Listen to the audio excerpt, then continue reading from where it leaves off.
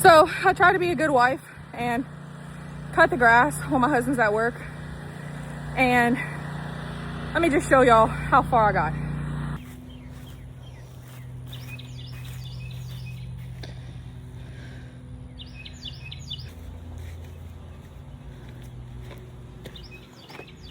Okay, so I can't pull the string no more. I got no strength left and it died on me. So this is all I cut. So someone just saved me. A neighbor man just saw me cutting the grass and he came and asked me if I wanted him to hit that for me real quick, and he did. What a blessing. Because my poor little attempt was pretty sad.